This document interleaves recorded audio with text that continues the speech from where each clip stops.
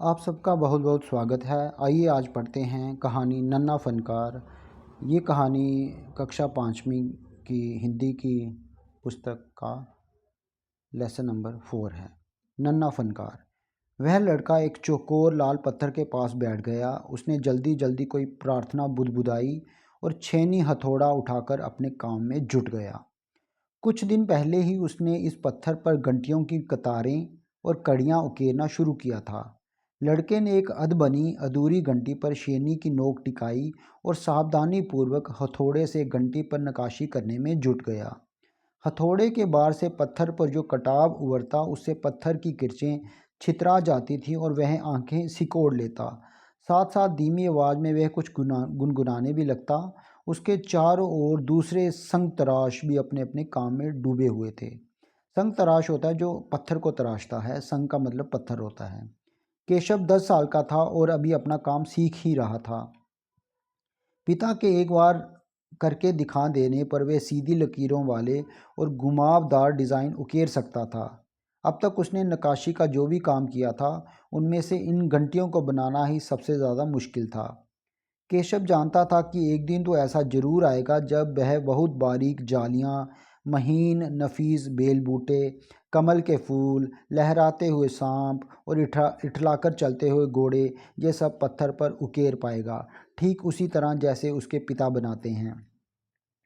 कई साल पहले जब वह पैदा भी नहीं हुआ था उसके माता पिता गुजरात से आगरा आकर बस गए थे। बादशाह अकबर उस वक्त आगरे का किला बनवा रहे थे और केशव के पिता को यही काम मिल गया। केशव का जन्म भी आगरा में ही हुआ था। उसे गुजरात के पुश्तैनी गांव जाने का तो कभी मौका ही नहीं मिला। आगरे की गलियां और अब सीकरी, बस यही उसका घर था। ये जो सामने तस्वीर दिखाई दे रही है ये आगरा का किला है। चारों ओर हो रही छेनी हथौड़ों की ठक ठक खड़खड़ के बीच केशव को किसी के कदमों की आहट भी ना सुनाई पड़ी। इसलिए अचानक कानों में एक आवाज़ पड़ने पर वह चौंक गया। माशा अल्लाह, ये घंटियाँ कितनी सुंदर हैं। तुमने खुद बनाई हैं? पीछे मुड़कर केशव ने आंखें उठाई तो उसे एक आदमी दिखा। बेशक मैंने ही ये घंटियाँ बनाई हैं। क्या मैं आपको पत्थरों पर नक्काशी करता नजर नहीं आ रहा? देखते नहीं, मैं ही पत्थर को तराश रहा हूँ। केशव ने बड़ी तल्खी से जवाब दिया। तल्खी होती है सख्ती से, गुस्से से। दिखता तो है पर तुम इतने छोटे लगते हो ना। वे आदमी हंसते हुए बोला। मैं 10 साल का हूँ। 10? अच्छा। वे आदमी पास पड़े पत्थर पर बैठते हुए बोला। तब तो काफ़ी बड़े हो। मैंने भी 13 साल की उम्र में एक लड़ाई में हिस्सा लिया था। अब केशव उस आदमी को अच्छी तरह से देख पा रहा था। उसकी उम्र रही होगी 30 से ऊपर। कद मंजोला था। वह सफ़ेद अंगरखा और पाजामा पहने हुए था। उसके लंबे बाल गहरे लाल रंग की पगड़ी में अच्छी तरह से ढके हुए थे। लगता है कोई बहुत बड़ा आदमी है। केशव ने उस आदमी के गले में पड़ी बड़े बड़े मोतियों की माला और उंगलियों की अंगूठियों को देखते हुए सोचा। तीखी नाक, बड़ी बड़ी आंखें, होठों को ढकते हुए नीचे की तरफ आती घनी मूछें। केशव उस आदमी के व्यक्तित्व का मुआयना कर ही रहा था कि तभी उस आदमी ने एक नक्काशी की तरफ इशारा करते हुए कहा, इस लड़ी में अभी काफ़ी काम बाकी है। इससे पहले कि केशव कोई जवाब देता उसने किसी के तेजी से दौड़कर आने की आवाज़ सुनी। ये और कोई नहीं, महल का पहरेदार था। हजूर माफ़ करें, मुझे आपके आने का पता ही नहीं चला, हाँफते हुए उसने कहा। फिर वह मुड़कर भौचक से खड़े केशव को घूरते हुए बोला, बेवकूफ़, खड़ा हो। हुजूर आला के सामने बैठने की जुर्रत कैसे की तूने? झुककर सलाम कर इन्हें। अब केशव का माथा ठनका। उसे कुछ कुछ समझ आ रहा था। बदहवासी में शेनी हाथ से छूट कर नीचे गिरी और बेजल्दी से उठकर खड़ा हो गया। अरे कहीं ये बादशाह अकबर तो नहीं? ये ख्याल आते ही उसने झुक कर सलाम किया और खरगोश की सी कातर नज़रों से अकबर को देखने लगा। अकबर को पहरेदार की ये दखलंदाजी भली ना लगी। उन्होंने खींचकर पहरेदार को वहां से जाने का इशारा करते हुए कहा, ठीक है सिपाही, कुछ देर के लिए हमें अकेला छोड़ दो। पहरेदार तो चला गया मगर केशव असमंजस में था कि उसे क्या करना चाहिए। वापस अपना नक्काशी का काम शुरू करे या बादशाह के हुक्म के इंतज़ार में खड़ा रहे। दिल तो उसका अभी भी धक धक कर रहा था। हाँ, पर अब वह डरा हुआ नहीं था क्योंकि अकबर प्यार से उसे देखते हुए मुस्कुरा रहे थे। तुम्हारा नाम क्या है? अकबर ने नरम आवाज़ में पूछा। केशव, उसने नपातुला जवाब दिया। केशव, क्या तुम मुझे नक्काशी करना सिखाओगे? उलझन में पड़े केशव ने तुरंत सिर हिला दिया। तब तो तुम्हें मेरे लिए हथौड़े और छेनी का भी इंतज़ाम करना होगा। केशव फुर्ती से अपने पिता के पास भागा गया और उनका छेनी हथौड़ा उठाकर उल्टे पांव लौट आया। दोस्ताना अंदाज में अकबर केशव के पास ज़मीन पर बैठ गए और पास में पड़े पत्थर को खींचते हुए बोले, ठीक है, अब बताओ कि मुझे क्या करना है। केशव ने संदेह भरी नज़रों से अकबर की ओर देखा। हजूर, क्या आप ये सब करेंगे? क्यों नहीं, मुझे तो विश्वास है कि मैं सीख ही लूँगा। नहीं नहीं, मेरा मतलब ये नहीं था। केशव सक पका गया। दरअसल मैं कहना चाहता था कि आप इतने बड़े बादशाह हैं, ये ठीक नहीं लगता। उसने कुछ अनमने भाव से कहा। अकबर हंसकर बोले, अच्छा, लेकिन पिछले हफ्ते तो मैंने मिट्टी से भरी डलिया ढोने में किसी की मदद की थी। क्या ये काम उससे भी ज़्यादा मुश्किल है? केशव अभी भी असमंजस की स्थिति में था। वे अकबर के पास बैठ गया और उन्हें छेनी पकड़ने का सही तरीका सिखाने लगा। फिर जैसे कि केशव के पिता ने उसे सिखाया था, उसने कोयले के टुकड़े से पत्थर पर लकीरें खींचकर एक आसान सा नमूना बनाया और गंभीरता से कहा, देखिए, सिर्फ इन्हीं लकीरों को बहुत ध्यान से तराशना है। अकबर ने पत्थर पर छेनी रखी और ज़ोर से हथौड़े से वार किया, जिससे कटाव ज़्यादा गहरा हो गया। अरे अरे, नहीं नहीं, केशव ने तुरंत गलती पकड़ी। हथौड़े को आहिस्ता से मारना है, ऐसे, उसने करके दिखाया। और हाँ, आप अपनी आंखें थोड़ी मींच कर रखें, वरना किरचें उड़कर आंखों में चली जाएंगी। अकबर मुस्कुराए। जी हुजूर।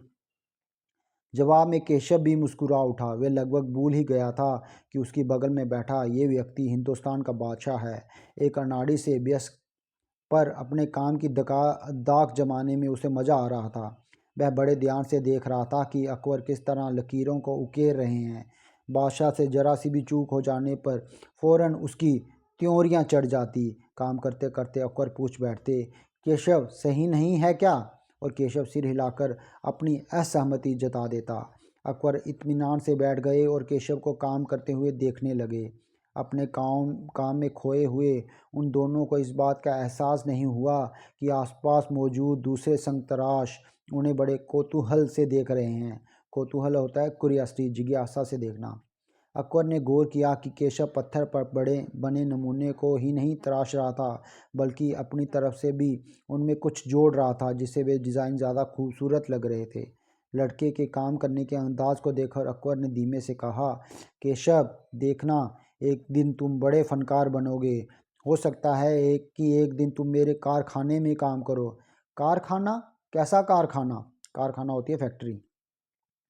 बस एक बार ये महल तैयार हो जाए और लोग आगरा से आकर यहाँ रहने लगें, तब मैं कारखाने बनवाऊँगा। इन कारखानों में मेरी सल्तनत के सबसे बढ़िया फनकार और शिल्पकार काम करेंगे।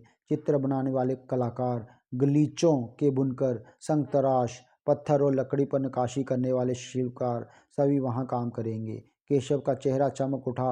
वह मुस्कुराते हुए बोला, मैं वहाँ जरूर काम करना चाहूँगा। अकबर उठ खड़े हुए, जाते हुए बड़े प्यार से केशव का कंधा थपथपाया और कहा, अच्छा बेटा, अपना काम जारी रखो। हुजूर, क्या आप दोबारा आएंगे? केशव ने बड़ी उत्सुकता से पूछा।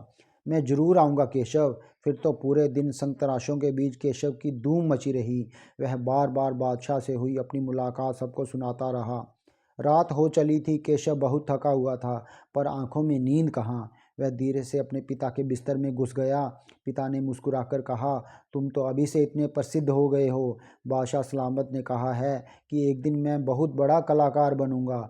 अपने सिर को पिता की बाहों के सहारे टिकाकर केशव धीरे से बोला, हमारे बादशाह बहुत ही नेक इंसान हैं। बिल्कुल सही, पिता ने कहा।